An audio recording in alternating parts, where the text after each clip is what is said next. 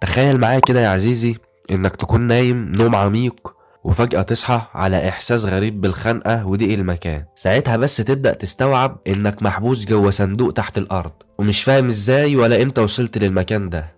الخوف الشديد من ان الواحد يدفن وهو عايش ليه اسم علمي وهو تافوفوبيا.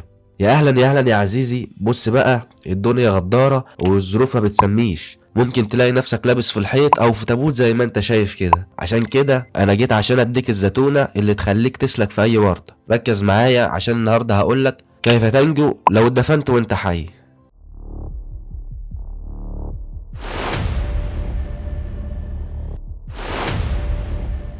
بص يا سيدي، لو لا قدر الله لقيت نفسك عايش ومدفون 6 أقدام تحت الأرض، في شوية حاجات مهم تعرفها. أكبر خطر على حياتك هو إن الأكسجين يخلص، عشان كده ركز إنك توفر النفس، وده على حسب أنت مدفون في إيه. غالبا مش هيبقى قدامك غير كام ساعة قبل ما مصيرك ما يتحدد. في موقف مرعب زي ده الهلع رد فعل طبيعي جدا، بس النفس السريع والقلقان هيضيع الأكسجين اللي أنت محتاجه. فبدل كده حاول تاخد نفس عميق وهادي وتطوله على قد ما تقدر. ولو حابب تستعد للموضوع ده من قبل كده، ما تضيعش وقتك في تمارين الكارديو، لأن الدراسات بتقول إن أكبر تحسن في حبس النفس بيجي من تقنيات التأمل.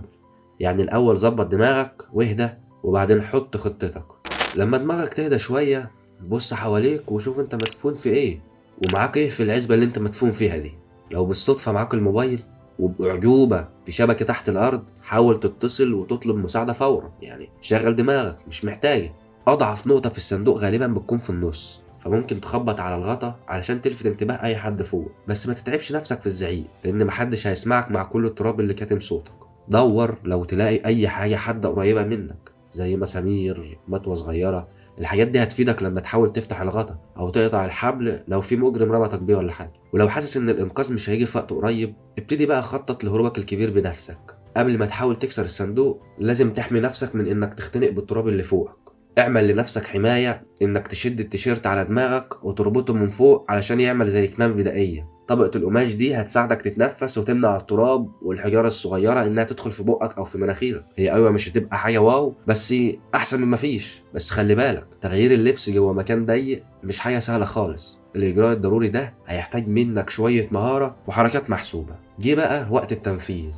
لو انت جوه تابوت خشب استخدم كل قوتك عشان تشق غطا الصندوق وتفتحه، وأول ما التراب يبدأ ينهال عليك زق على الجوانب وتحت رجليك عشان تقدر واحدة واحدة تبتدي تقعد، وبعدين كمل حفر وشق طريقك لفوق لحد ما تقدر تقف وتطلع لسطح الأرض. الطريقة دي ممكن تنجح معاك لو التراب ناشف، بس خلي بالك التراب تقيل أكتر حتى من التلج، والضغط اللي فوقك ممكن يبقى قوي لدرجة انه يمنع صدرك انه يتمدد عشان انت تعرف تتنفس. ما تقلقش يا عزيزي، حالات الدفن حي نادرة جدا لدرجة ان مفيش احصائيات رسمية بتقول بتحصل قد ايه. طبعا اللي ماتوا مش طالعين يحكوا لنا اللي حصل. ولو قدرت تطلع من الموقف ده وانت عايش غالبا هتبقى متأثر نفسيا جدا لدرجة انك انت مش هتنام كويس لفترة طويلة. بس مفيش مشكلة، احنا هنوريك ازاي تعيش من غير نوم في الحلقة الجاية في كيف تنجو. وفي النهاية يا صديقي تذكر دائما ان الطبيعة ما بتهزرش والصدفة ما بتعتذرش. فبدل ما تدفن بالحياة وتتحول لخبر في الجورنال، خليك هنا وفعل الجرس عشان تفضل معانا على قيد الحياة. اشوفك في الحلقة الجاية، ده لو عشت يعني.